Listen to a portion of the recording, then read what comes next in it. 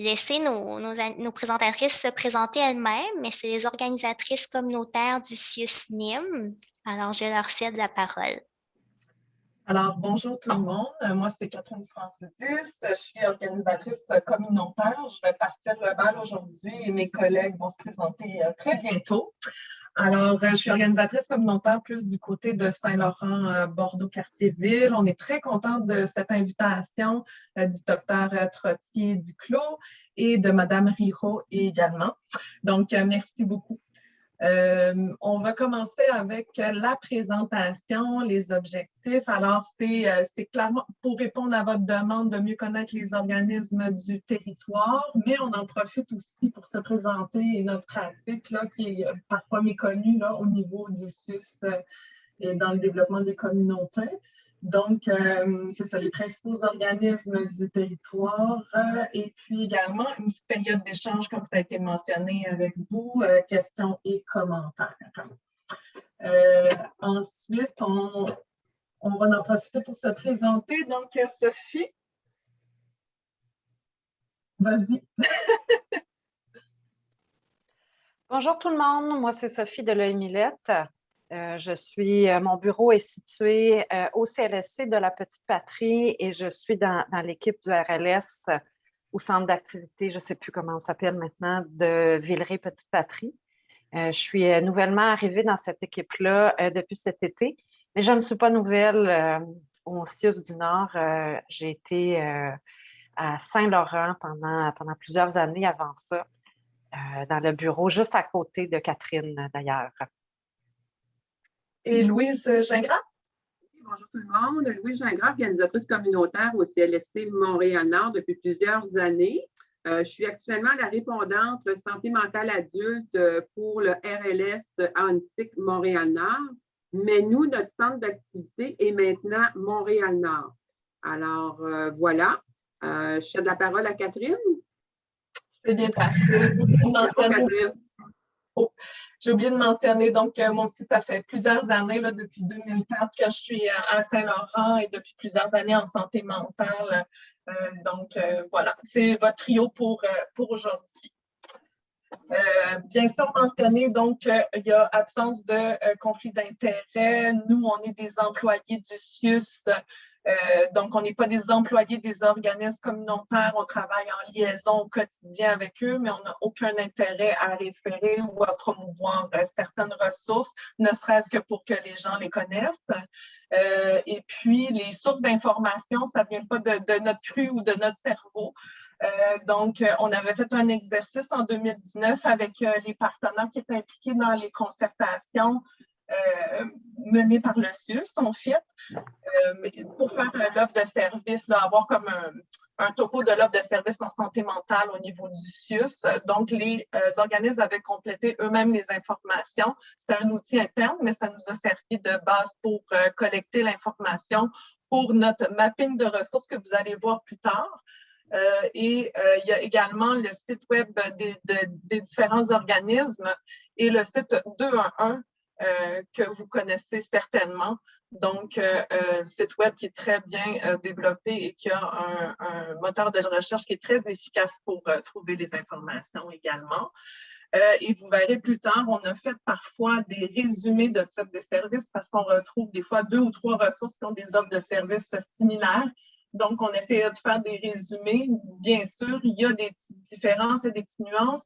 Et en temps de COVID aussi, il y a certaines activités qui sont suspendues ou mises en virtuel. Donc, on vous invite vraiment, si vous voulez, référer vers une certaine ressource. Et on sait aussi que vous allez être en contact avec des intervenants de travailleurs sociaux, juste de s'assurer, dans le fond, de faire la liaison avec l'organisme avant d'envoyer des gens sur place. Donc, on serait rendu à la partie de Sophie.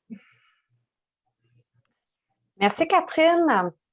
Donc, avant qu'on vous présente un peu l'offre de service des organismes communautaires de notre territoire, on voulait vous expliquer un peu qu'est-ce qu'on fait, nous, les organisateurs communautaires du CIUS. Vous expliquer un peu là, comment est structurée et encadrée notre pratique. C'est quoi la distinction entre ce que nous, on fait et ce que des travailleurs sociaux font, etc., etc. Ça, c'est la question que tout OC redoute à Noël. C'est quoi ta job, là? Parce que c'est un peu long à expliquer. Mais on va essayer de faire ça de manière synthétique. Donc, nous, dans le fond, on a un cadre qui encadre notre pratique et notre offre de service en 4 grands axes que vous voyez à votre écran. Donc, le premier, c'est le développement local et le développement des communautés. Donc, on parle de mobiliser des concertations, on parle de mobiliser des acteurs locaux, on parle d'animer des lieux de prise de décision collective comme des assemblées générales, on parle d'accompagner des démarches de planification. Ça, c'est vraiment un aspect très collectif de notre travail et un aspect externe dans le milieu de notre travail. Le deuxième, c'est le soutien aux organismes communautaires du milieu. Donc, un organisme qui veut de l'aide pour chercher du financement, qui veut de l'aide pour gérer ses ressources humaines, qui veut faire la révision des règlements généraux, etc., etc. Ça fait partie de notre mandat. Axe 3, soutien au programme de santé publique et action transversale aux déterminants de la santé. Donc, vous comprendrez que c'est un axe en temps de pandémie sur lequel on a été énormément sollicité dans la dernière année et demie.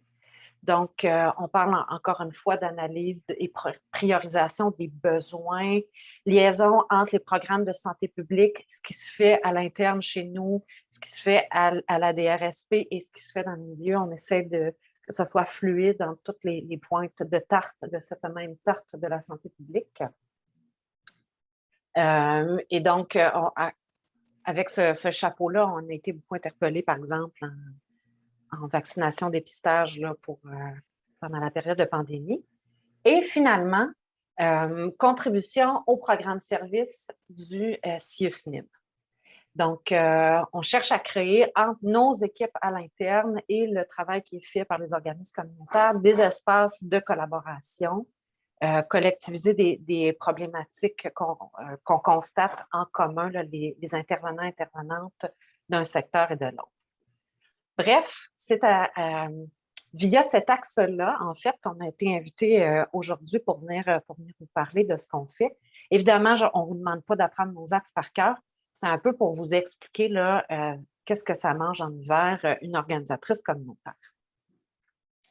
Alors, évidemment, on n'est pas lié on n'a pas que des dossiers en santé mentale. Nous sommes toutes les 3 les répondantes santé mentale. Mais il y a plusieurs secteurs dans lesquels nous faisons de l'intervention. Vous avez une liste assez typique à votre écran de ce qu'on peut faire: sécurité alimentaire, logement, salubrité, petite enfance, jeunesse, santé mentale, transport, les tables de quartier, etc., etc. On a vraiment, dans le fond, on touche pas mal à toutes sortes d'enjeux populationnels sur notre territoire.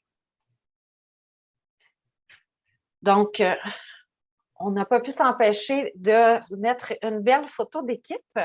En gros, tout ça pour dire que sur l'ensemble du territoire, nous sommes 20 OC sur le territoire du CIUSNIM, avec chacune des majeurs, des dossiers, des contacts différents. Évidemment, nous, comme on est rattaché à l'équipe santé mentale adulte, si vous avez des questions, vous pouvez toujours nous contacter.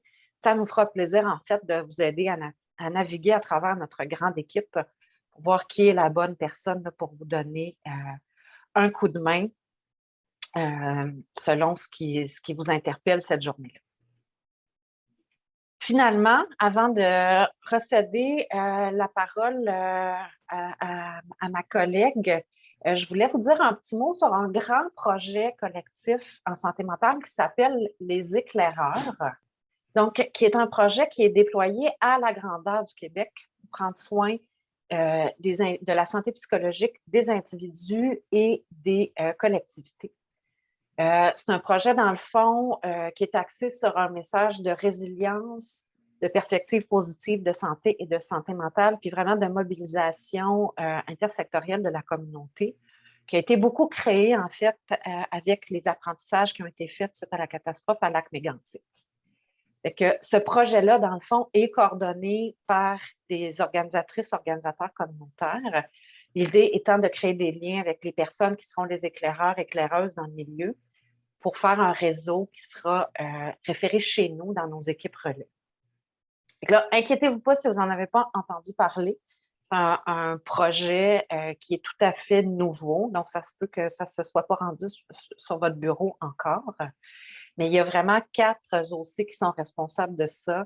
Martine Dubé, qui couvre le territoire de Huntsic, Bordeaux-Cartierville, Nancy Harvey, qui fait Montréal-Nord, Ricardo Potero pour Saint-Laurent et Richard Boivin pour Villeray-Petite-Patrie.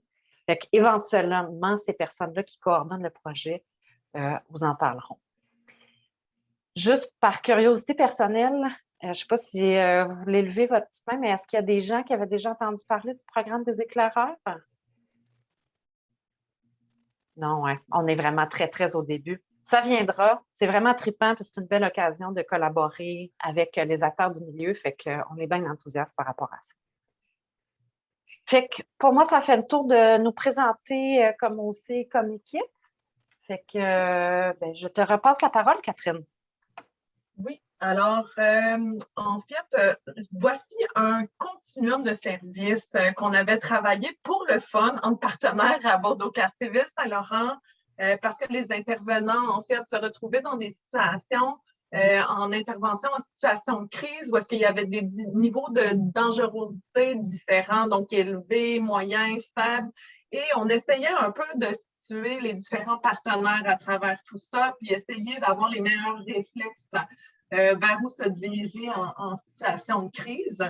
On avait établi, dans le fond, qu'il y avait un axe prévenir, soigner et soutenir. C'est sûr que dans la prévention, on retrouve davantage les ressources de type 811, Suicide Action Montréal et les différentes lignes d'écoute, par exemple. On essaie de prévenir le développement de la crise, en fait. Dans le soigner, on va, je pense, principalement vous retrouver. On est vraiment dans de l'intervention très directe sur les problématiques avec les premiers répondants et également des collaborations avec les accueils psychosociaux, les guichets d'accès en santé mentale. Et on dirait aussi qu'au niveau des organismes communautaires, par exemple, on peut retrouver des centres de crise qui sont à ce niveau-là, dans de l'intervention rapide et urgente. Et sinon, dans tout l'axe soutenir, on retrouve disons, 99% des organismes qu'on va vous présenter dans la prochaine section.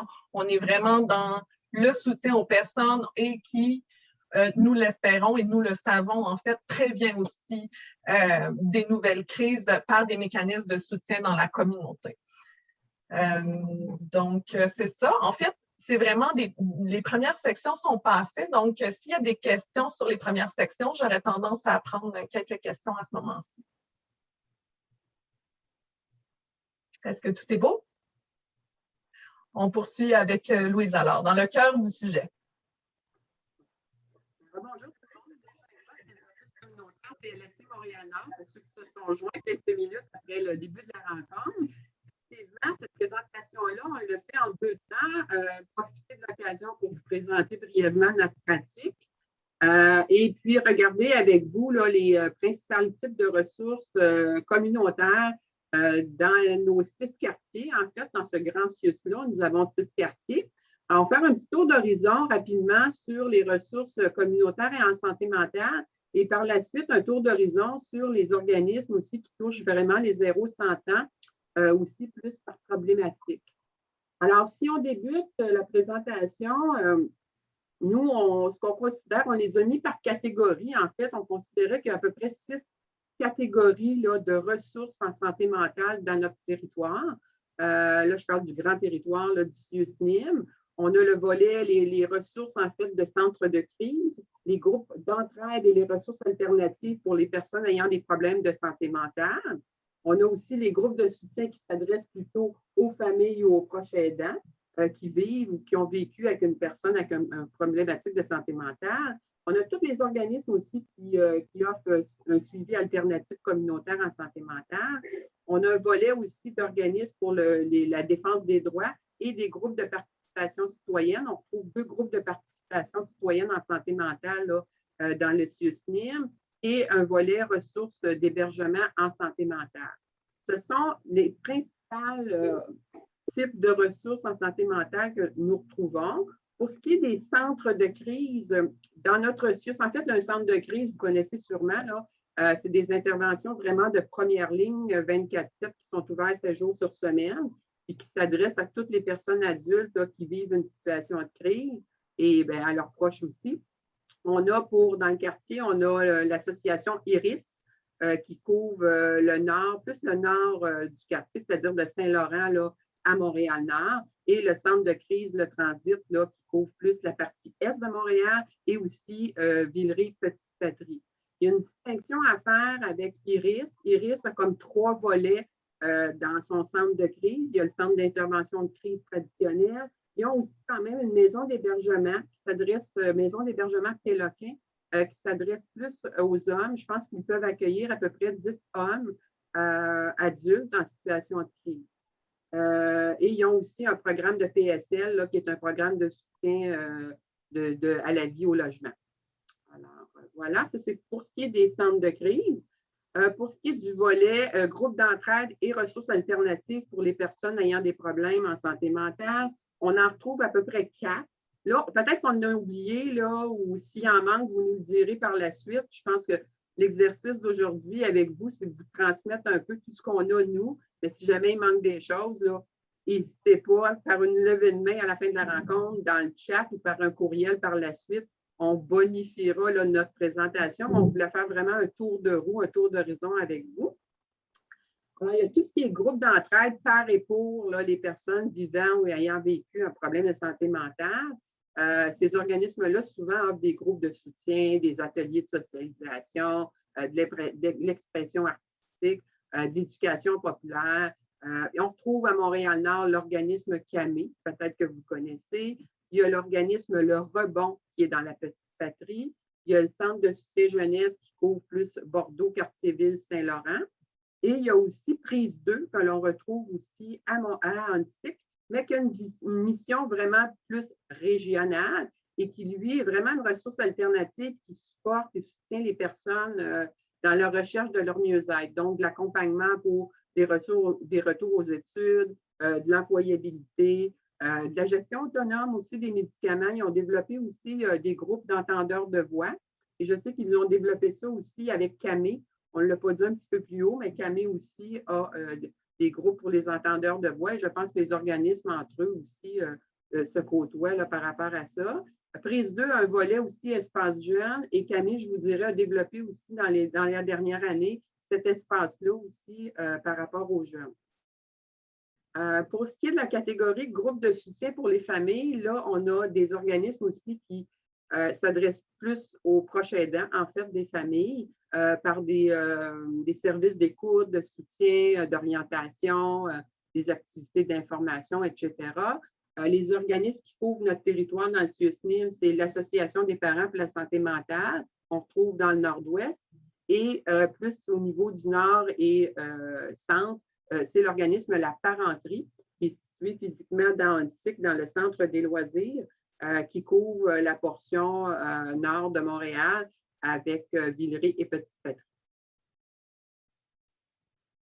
Vous avez ensuite des organismes qui font plus, eux, qui sont vraiment rattachés à un suivi alternatif communautaire, qui offrent ce service-là, qui ont une équipe d'intervenants dédiée à ça. Ce sont des intervenants qui se déplacent chez les personnes dans leur quartier. Ils offrent aussi des ateliers de groupe. Vous les connaissez peut-être, c'est Relaxation, qui se suit aussi dans Annecy et qui couvre toute la portion nord. Et vous avez le suivi communautaire qui s'appelle le FIL, qui lui est plus dans le quartier, dans un quartier, les quartiers centraux et qui couvre Villeray et Petite-Patrie. Ensuite, vous avez la catégorie défense de droits et groupe de participation citoyenne. Vous avez l'organisme qui est Action Autonomie, qui est le collectif pour la défense des droits en santé mentale que vous connaissez sûrement. Et vous avez aussi 2 groupes de participation citoyenne qui ont été mis en place à l'intérieur, je pense que c'était à l'époque des C3S, et qui fonctionnent encore. Et ça s'appelle le CEPAC et le GAP. C'est un comité de participation d'action citoyenne en santé mentale qui rejoint des utilisateurs de services du réseau de la santé mentale, soit de nos services, soit des services communautaires qui s'assoient autour d'une table pour avoir une voix de représentation citoyenne. Et ils ont un siège aussi au RLS de nos CIUS là, au niveau des réseaux locaux en santé mentale. Voilà. Et vous avez le dernier volet qui est les ressources d'hébergement en santé mentale. On en retrouve quelques-unes dans notre CIUS, qui est la Maison Marguerite, qui s'adresse particulièrement aux femmes seules et sans-abri. C'est vraiment des hébergements là, de courte durée, là, de 6 semaines maximum. Il y a la Maison L'Éclaircie, qui, elle, est plutôt un milieu de vie transitionnel, là, où il y a un séjour maximum de 2 ans et avec un volet de soutien communautaire qui est très important. La Maison Le Parcours, qui est des appartements supervisés, vraiment pour un suivi avec une équipe traitante. Vous avez la Nouvelle Maison, qui, elle, est plus un foyer de groupe, en fait, là, pour les personnes avec des problèmes de santé mentale plus sévères, plus persistants là, ou avec autres problématiques. Et vous avez la Maison Saint-Dominique et Habitation des Carrières, qui offre, elle, du logement social avec soutien psychosocial pour des personnes seules, défavorisées, là, effectivement, avec un problème de santé mentale. Peut-être qu'on en a oublié quelques-unes, parce que je refaisais la lecture. Je pense qu'il y a les maisons de l'encre aussi qu'on a peut-être oubliées, qui ont pignon sur rue plus dans Rosemont, mais qui ont quand même des unités maintenant dans Montréal-Nord, qui vont rejoindre, je pense, ils ont 20 unités, puis qui vont rejoindre plus les femmes avec certaines difficultés, là, des femmes à peu près de moyenne d'âge de 40 ans et plus. Ça se peut qu'il y en manque d'autres aussi. Ça fait le tour un petit peu des organismes en santé mentale. Bien, effectivement, on sait qu'on n'a pas fait le tour des maisons d'hébergement. On voulait un peu montrer la diversité, que ça peut être des séjours de très courte durée, de moyenne durée, de longue durée, comme des foyers de groupe que la personne peut passer 15, 20, 30 ans dans un foyer de groupe. Donc, et on a vraiment pris les exemples de ceux qui avaient complété l'outil parce qu'ils étaient impliqués dans la concertation. Je vais y revenir plus tard là, par rapport aux ressources d'hébergement. C'est important pour nous, oui, de vous donner le détail un peu des différents types de services en santé mentale, mais que vous puissiez avoir un petit tableau de référence aussi rapide si vous voulez, dans 2-3 mois, vous repérer là, par rapport à une ressource. Vous avez un récapitulatif là, sur 3 pages des différentes ressources spécifiques en santé mentale dans le territoire du CIUS par territoire. Et effectivement, au niveau des ressources d'hébergement, on a un peu ouvert la porte, mais on l'a comme refermée très rapidement parce moi, j'avais eu l'information, nous avions eu l'information en 2016 qu'il y avait 272 ressources d'hébergement en santé mentale sur l'île de Montréal, dont 38 au CIUS Nîmes. On avait parlé avec une équipe d'Albert Prévost. On avait eu des super beaux échanges avec l'équipe NSA à ce niveau-là. Il nous avait expliqué tous les mécanismes d'accès régionaux qui sont assez complexes pour les ressources spécifiques en santé mentale. Sinon, c'est sûr que pour toutes les ressources là, de courte durée, de type communautaire, la meilleure source d'information à jour, c'est toujours le 211 que vous pouvez appeler et que je le mentionne aussi, qui est multilingue.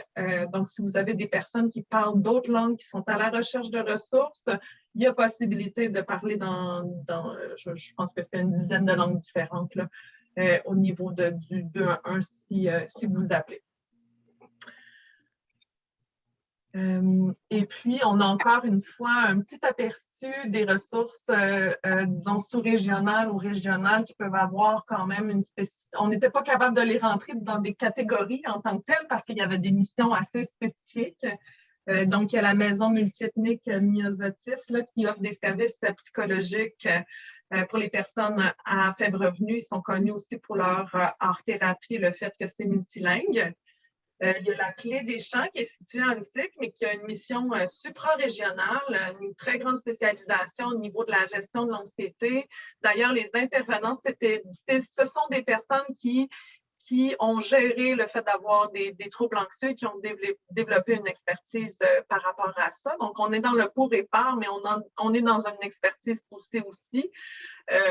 Donc, il y a des ateliers qui peuvent être d'une durée de 10 semaines pour les participants, des ateliers d'un jour.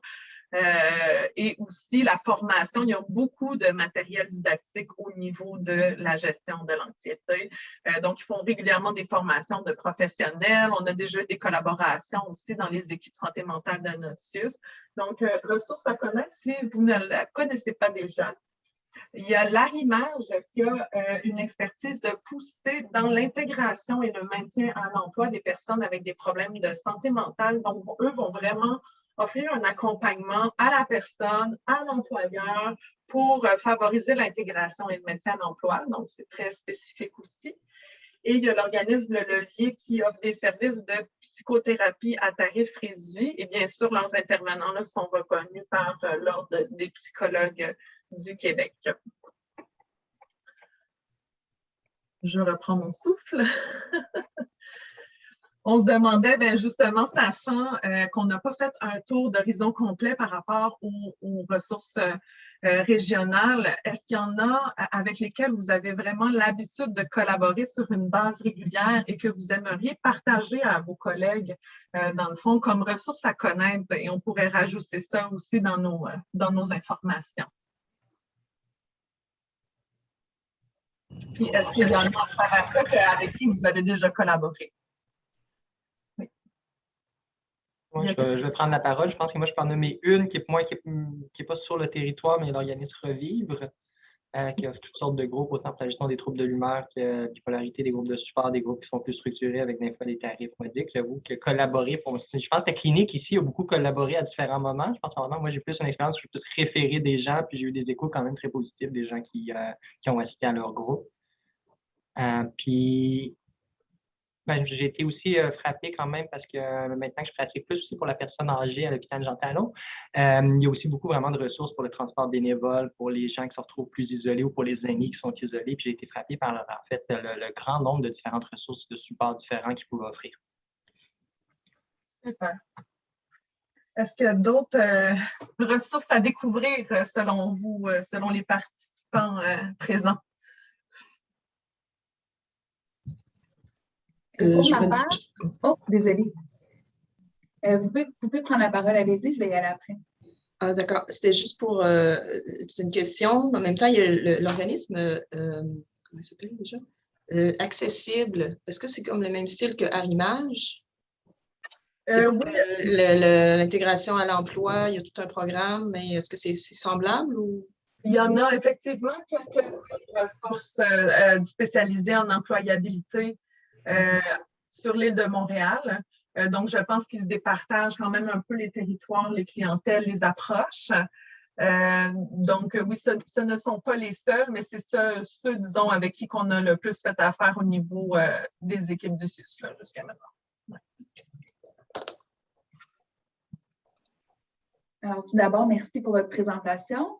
Je ne pourrais pas passer à côté de la Maison d'Haïti, qui est vraiment un énorme incontournable. J'ai fait affaire avec eux pour plusieurs de mes patients, que ce soit maintenant ou dans le passé, et j'ai toujours été agréablement surprise. Et on parle Haïti, mais ce n'est pas juste pour la communauté haïtienne, c'est vraiment pour tout le monde. Une très belle ouverture, vraiment un très bon soutien de tous les intervenants. Et aussi, c'était encore là, pas sur notre territoire, mais c'était le garde-manger Rosalie. Je ne sais pas si vous connaissez, c'est sur Lacordaire et Couture, je crois. Mais bref, j'ai un blanc, mais c'est juste derrière le poste de police.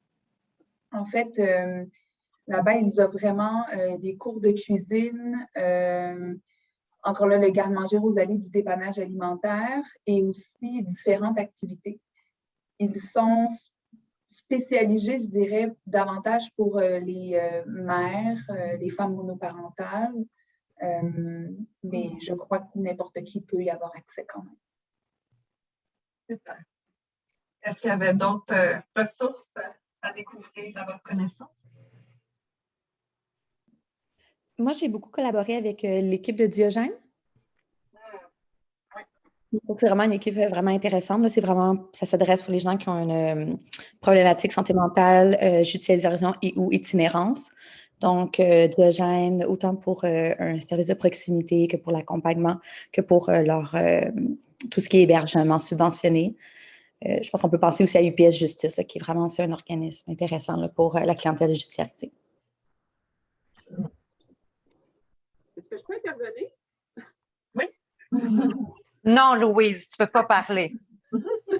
Non, mais je pense qu'on connaît Diogène, UPS Justice. On a une intervenante pivot maintenant en itinérance dans le CIUS. Je pense qu'on est en train de développer des liens avec eux. Puis moi, je vous dis ça parce qu'on est 3 organisateurs communautaires maintenant qui sont dédiés à cet enjeu-là aussi. Moi, pour Montréal-Nord, mais 2 autres de mes collègues aussi qui sont sur cet enjeu-là là, d'itinérance. Et oui, on a des contacts de proximité là, de plus en plus avec UPS, justement, puis Diogène. Puis mon autre intervention, c'est que je veux vous dire, on y en arrive aussi à vous présenter globalement là, les ressources 0-100 ans avec lesquelles on travaille là, dans notre CIUS, autant au niveau jeunesse, aînés. C'est sûrement une mine de référence pour vous autres. Puis c'est ce que je viens d'entendre. En tout cas, ça va nous aider aussi à bonifier cette présentation-là là, en termes de ressources.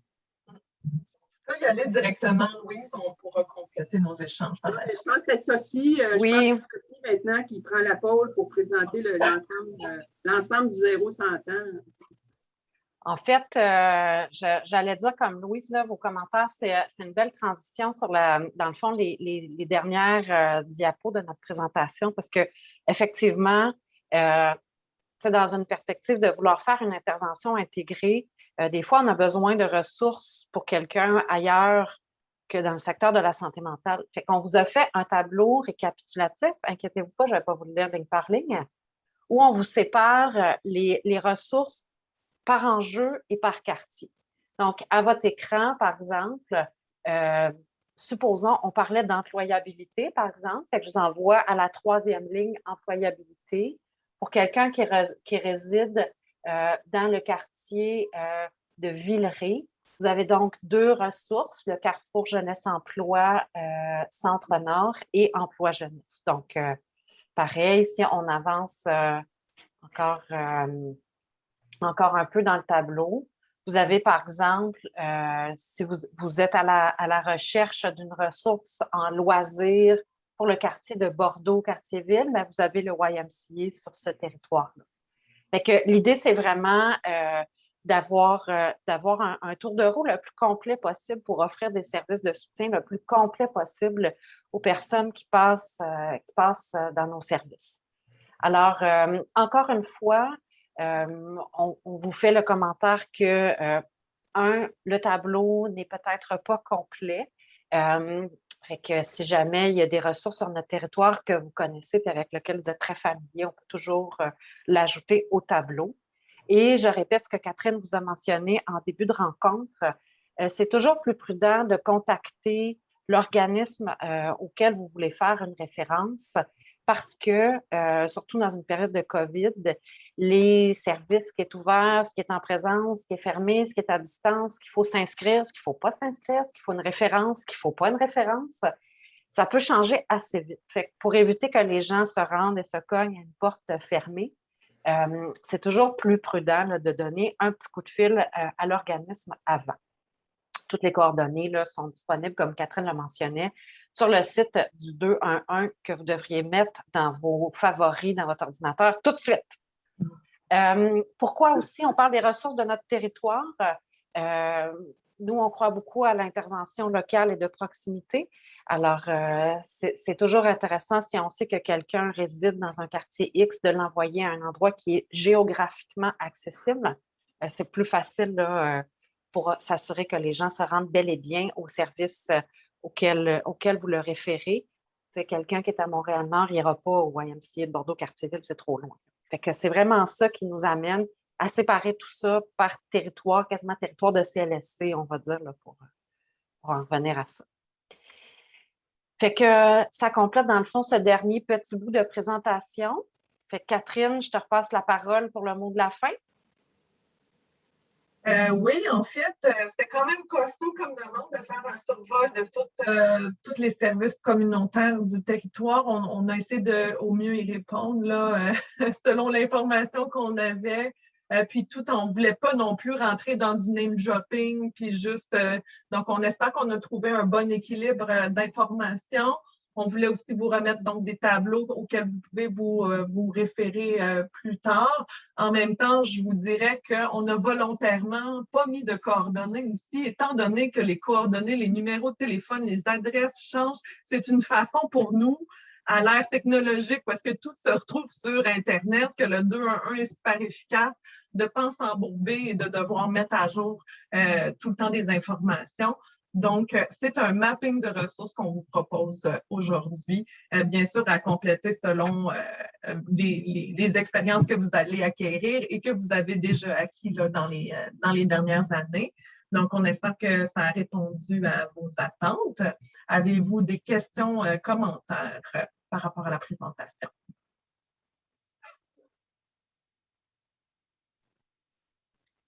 Je me demandais dans quelles circonstances on peut vous interpeller. Ah, c'est une très bonne question.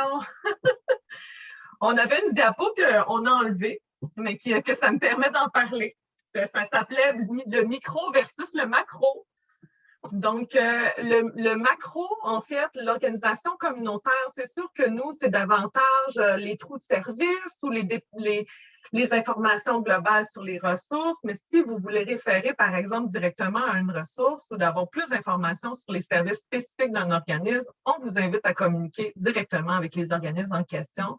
De la même façon, si vous avez comme une clientèle, une personne avec qui vous avez besoin d'un accompagnement, d'une travailleuse sociale, d'un intervenant, c'est sûr que les travailleurs sociaux sont comme nos cousins, dans le fond. Eux, ils font de l'individuel, puis nous, on fait le collectif. Fait que si vous voyez qu'il y a, par exemple, vous avez nommé la problématique de transport, vous voyez que dans tous les quartiers, c'est épouvantable l'accès au transport, mais vous pouvez nous dire qu'il y a une grosse lacune à ce niveau-là. Est-ce qu'il y a la possibilité de collaborer ou de développer un projet pilote pour développer une certaine offre de service? Fait que je dirais que c'est ça. Nous, c'est plus macro. Et bien sûr, on peut vous orienter aussi si vous voyez un problème en itinérance, en sécurité. C'est ça. On est vraiment dans le développement des communautés, alors que les intervenants communautaires et les travailleurs sociaux sont vraiment dans l'accompagnement des individus. Nous, on accompagne la collectivité, en fait. Je ne sais pas si ça précise un peu. Merci. Oui, peut-être pour les questions, soit lever la main ou écrire dans le chat pour être sûr qu'on ne les manque pas. Il y a Dr. Trottier-Duclos qui a levé la main. Oui, j'avais une question. Je voulais juste être certain. Je pense que vous l'avez quand même dit, mais dans le fond, parce que des fois, c'est difficile de s'y retrouver avec l'ensemble des organismes communautaires. C'est difficile même nous d'avoir une idée dans ce moment qu'est-ce qui est disponible, puis même des fois de clarifier quels seraient les besoins des gens par eux-mêmes via le 2-1. L'expérience qu'ils ont, c'est généralement positif. De ce que j'en comprends, ce serait un peu, dans le fond, la meilleure référence si on n'est pas sûr s'il existe quelque chose qui pourrait leur offrir du support quand on n'arrive pas à trouver rien dans le réseau public. Parce qu'on a tendance un peu à avoir ça comme réflexe. Quand on ne trouve rien dans le réseau public, on se retourne vers les organismes communautaires. D'ailleurs, ça amènerait une deuxième question. Je ne sais pas si c'est un bon réflexe, ça. Mais on pourrait quand même leur suggérer, la meilleure suggestion qu'il y aurait, ce serait qu'ils contactent le 2-1 pour savoir s'il existe quelque chose qui pourrait les aider, dans le fond. On a fait un test dernièrement et, par exemple, les ressources d'aide alimentaire à Saint-Laurent, ils étaient très bien informés et très à jour. Voilà. Merci. Puis sinon, ma deuxième question, ce serait un peu ça. Je ne sais pas si c'est partagé par tout le monde, mais j'avoue que moi, personnellement, mon réflexe, des fois, serait un peu ça, c'est de regarder qu'est-ce qui existe comme support dans le réseau de santé que nous, on connaît dans les intervenants qui est autour. Puis quand ça dépasse un peu qu'est-ce qu'on est capable de faire ou le mandat, on se retourne vers les organismes communautaires. C'est un peu ça l'idée qu'on devrait avoir ou c'est plutôt difficile pour eux de recevoir un peu toutes ces demandes-là éparpillées? Ah ben ça, c'est tout un équilibre à avoir, je dirais, parce que certainement, on collabore avec des organismes qui sont autonomes. Donc, ils ont une autodétermination de leur mission, de leur objectif, de leurs priorités. Et puis, parfois, les organismes se sentent débordés. Tu sais, moi, j'avais entendu ça, par exemple, en petite enfance, une équipe est débordée et il y avait l'impression que l'institutionnel faisait du dumping dans le milieu communautaire. Fait que c'est sûr que c'est pour ça qu'on vous invite à communiquer, à découvrir, on ne veut pas être effectivement, excusez-moi le terme, j'en ai pas un autre, on ne veut pas être dans le dumping des personnes. Et puis, il y a aussi la question de la complexité des cas. Des fois, les organismes qui sont 1, 2, 3 personnes, par exemple, dans un comité logement, ils ont l'impression qu'on va leur envoyer, des fois, on leur envoie des personnes que ça fait 10 ans qui ont des problèmes de santé mentale ou de Diogène, de trouver leur un logement. Je veux dire, il y a comme une limite à ce qu'un individu ou 2 individus tout seuls peuvent faire face à des situations complexes. Donc, l'idéal, c'est vraiment une collaboration entre institutionnelle et communautaire, et particulièrement par rapport aux cas complexes. J'ajouterais à ce que Catherine vient de dire, je pense que c'est une excellente question parce que l'objectif, ce n'est pas de vous décourager de profiter des services des organismes communautaires, mais encore une fois, on avait une diapo qu'on a enlevée. Il existe des lieux de concertation où les gens du réseau, de notre réseau, puis les gens qui ont des postes vraiment de cliniciens peuvent parler aux ressources communautaires et faire des discussions cliniques. Ce sont les RLS. Donc, le RLS là, vous me corrigerez les filles si je dis une niaiserie, là, mais UNSIC, Bordeaux-Cartierville-Saint-Laurent, c'est un grand RLS. Puis Villeray-Petite-Patrie, c'est un RLS qui est à part. Fait que ça permet bien de distinguer qui fait quoi, tu sais. Parce qu'effectivement, une personne qui est relativement autonome, puis qui aurait juste besoin de jaser, super parfait pour de l'accompagnement par les pairs. Une personne qui a besoin de soutien clinique pour sa médication, et on est peut-être mieux de le garder chez nous, ou en tout cas pour un petit bout de l'intervention. Fait que là, je sais que les équipes ont été extrêmement sollicitées et continueront à être sollicitées pendant un grand bout de temps, mais ces lieux-là, ces RLS-là, c'était vraiment pour discuter spécifiquement de ça, là. Il y a effectivement 2 niveaux de concertation. Les RLS, on est beaucoup dans l'échange d'informations, l'organisation des services entre le CIUS et les partenaires et tout ça, puis qu'on nomme les enjeux, les problématiques. Puis il y avait un volet aussi carrefour clinique. Donc, ça peut être un mécanisme effectivement très intéressant pour faire des questionnements, des discussions poussées sur des cas spécifiques. Ouais. Mais écoutez, on pourrait aller même plus loin que ça. On a les RLS au niveau santé mentale dans notre propre CIUS à nous sur ces problématiques-là, ces enjeux-là. On a à travers la communauté aussi les tables de quartier montréalaises. Chaque quartier se dote d'une table de quartier, en fait, pour avoir son plan de développement social et travailler ces enjeux-là pour la population 0-100 ans. Alors là, après ça, découle de ça des tables sectorielles, table vieillissement, table jeunesse, table famille, table sur la sécurité alimentaire. Alors, il y a beaucoup de concertation qui fait en fait, ce qu'on souhaite, et nous, on travaille fort avec eux autres, c'est de rendre ça cohérent et avoir un plan de développement social des communautés dans nos quartiers qui répondent à l'évolution des citoyens qui habitent le quartier. Alors, c'est un peu ça. Fait que les concertations, c'est très, très gros. Là. On pourrait passer une rencontre là-dessus à regarder. Mais moi, je pense que votre regard, tout ce que vous avez, non. Si on peut dépasser aussi cette vision-là de service, oui, il existe des services, oui, il y a des organismes à différentes échelles, mais si on peut être de mieux alimenté sur qu'est-ce qui serait à développer en complémentarité, c'est quoi les trous de service, comment on peut peut-être mettre en place mieux des services destinés, mettons, à la population âgée. Écoutez, on est là pour entendre ça, nous aussi, mais je pense que les RLS, comme le disait Catherine et ma collègue, sont des lieux aussi pour véhiculer le message à ces endroits-là aussi. Puis, tu sais, pour finir, si vous avez un doute, appelez-nous. Si vous n'êtes pas sûr, moi, je ne sais pas à qui dire ça, que je vois une problématique récurrente X, Y, Z, ou quand je suis face à la situation 1, 2, 3, je ne suis pas sûre que je réfère bien. Appelez-nous.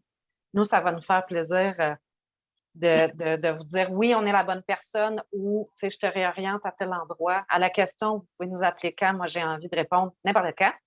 Mais bon. On a laissé nos courriels, en fait, qui ont un délai de réponse quand même pas pire. Puis, en fait, peut-être une dernière chose de pourquoi qu'on est contente à ce point de se faire inviter, parce qu'on a réalisé aussi avec le CIUS, toute la réorganisation des services, que au niveau de la première ligne, l'organisation communautaire, on a toujours été peut-être un peu loin de la deuxième ligne ou davantage du curatif, des hôpitaux, du clinique. Donc, c'est vraiment une occasion pour nous de se faire connaître et de peut-être rapprocher un peu ces deux lignes-là par notre discussion, notre collaboration. Donc, pour nous, c'est très intéressant de vous découvrir, au même titre que ça avait été intéressant de découvrir l'équipe d'Alpert Prévost il y a quelques années. Donc, voilà, merci encore une fois. Merci à vous trois d'avoir été présentes et de nous avoir fait connaître plusieurs organismes.